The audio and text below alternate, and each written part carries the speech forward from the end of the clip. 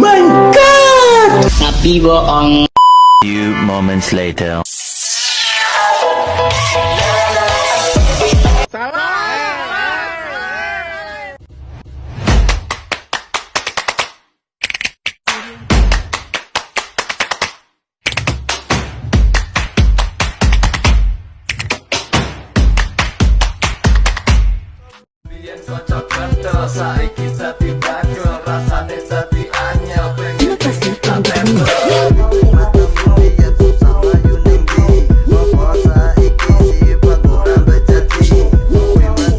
Bombastic side eye, criminal offensive side eye.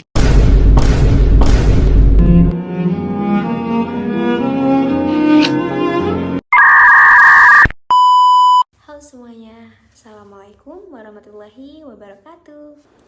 Perkenalkan, nama saya Gisna Hidayatul Kamilia.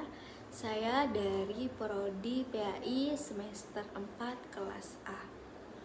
Oke, jadi di sini di video kali ini saya akan memenuhi tugas yang dosen saya berikan, yakni dengan dosen pengampu Ustazah Salamah Eka Susanti. Yang terhormat,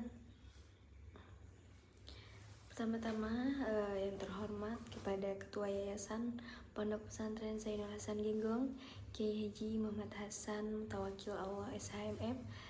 Yang terhormat kepada Bapak Rektor Dr. Abdul Aziz Wahab BAMAG, serta dosen pengampu saya Ustazah Salamah Eka Susanti MPDI. Oke, sebelumnya sholawat serta salam tetap tercurah limpahkan kepada junjungan kita Nabi besar, Nabi agung, Nabi Muhammad SAW, yang mana beliau telah menuntun kita dari zaman jahiliyah menuju zaman yang saat ini. Saya mendapatkan tema dengan administrasi personalia pendidikan. Baik, di sini sudah saya siapkan catatan dan juga makalah yang saya buat.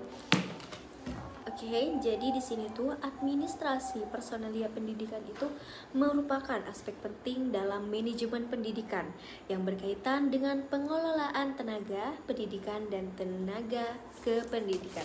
Nah, administrasi ini mencangkup berbagai kegiatan, mulai dari perencanaan, kebutuhan tenaga kerja, terus rekrutmen, penempatan, pengembangan kompetensi, hingga juga ada evaluasi kinerja. Jadi selain perencanaan, pengadaan tenaga pendidik dan kependidikan juga menjadi bagian penting dalam administrasi personalia pendidikan. Jadi administrasi personalia pendidikan ini pasti dibutuhkan di suatu lembaga ataupun organisasi. Nah, dalam konteks pendidikan, administrasi personalia itu juga mencangkup pengelolaan disiplin kerja serta penerapan kode etik bagi tenaga pendidik dan kependidikan. Jadi personalia pendidikan ini sangat mewanti-wanti kinerja para pegawai-pegawai yang ada di lembaga atau organisasi tersebut. Nah, selain itu sistem pengarsipannya dan juga pencatatan data personalia itu juga menjadi bagian yang tidak dapat diabaikan dalam administrasi personalia pendidikan. Di sini juga kita menjelaskan tentang kualifikasi dan juga kompetensi peserta didik. Jadi kualifikasi dan juga kompetensi peserta didik itu merupakan dua aspek penting dalam dunia pendidikan yang saling berkaitan dengan erat. Juga kualifikasi peserta didik ini biasanya diukur melalui pencapaian jenjang pendidikan formal seperti ijazah SD, SMP, SMA ataupun sertifikat kompetensi tertentu. Namun, dalam konteks pendidikan berbasis kompetensi, kualifikasi bukan salah satunya tolak ukur sebagai keberhasilan. Kompetensi itu juga berkaitan dengan kesiapan peserta didik dalam menghadapi tantangan global seperti revolusi industri 4.0. Di sini juga ada peran dan tanggung jawab personalia pendidikan, yang dimana personalia pendidikan ini merupakan elemen penting dalam manajemen pendidikan yang bertanggung jawab terhadap pengelolaan sumber daya manusia di lingkungan lembaga pendidikan. Jadi selain rekrutmen, personalia pendidikan itu juga bertanggung jawab dalam pengembangan sumber daya manusia. Dan juga personalia pendidikan ini memiliki peran dan tanggung jawab dalam hal administrasi kepegawaian. Dan tanggung jawab personalia pendidikan juga mencangkup pemeliharaan hubungan kerja yang harmonis di antara seluruh tenaga kinerja yang ada di lembaga ataupun organisasi tersebut. Jadi personalia pendidikan itu juga harus menangani konflik-konflik tenaga kinerjanya. Di sini saya juga mencatat beberapa hal-hal penting yang dilakukan personalia pendidikan terhadap suatu lembaga ataupun organisasi.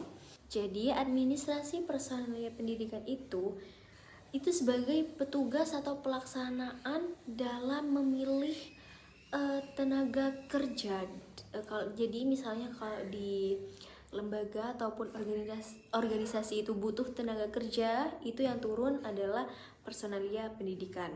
Jadi tugasnya tuh yang pertama recheck data. Jadi dicek dulu kayak biografinya gitu. Setelah itu baru direkrut. Jadi rekrutmen pegawai. Setelah itu diseleksi dulu, menyeleksi bisa melalui tulis, lisan ataupun yang disediakan di lembaga tersebut. Setelah itu meluluskan pegawai jika setelah menyeleksi. Jadi ketika sudah diseleksi terus lulus, jadi kita langsung ke jadi setelah sudah diseleksi dan dinyatakan mampu bisa langsung diluluskan. Setelah diluluskan, tugasnya personalia yaitu memberi tugas pada pegawai. Jadi sudah mulai bekerja begitu. Yang selanjutnya yakni mengevaluasi kinerja. Entah itu dari kinerjanya yang buruk atau baik, itu harus dievaluasi. Jadi ketahuan mana yang benar-benar bekerja dan mana yang hanya yang kurang untuk bekerja sama di lembaga tersebut. Setelah itu, jika memang kinerjanya turun, bisa diberi peringatan sebanyak 3 kali, karena sebaik-baiknya peringatan itu ada 3 kali. Setelah itu, kalau kinerjanya baik, tidak menurun, kita bisa reward.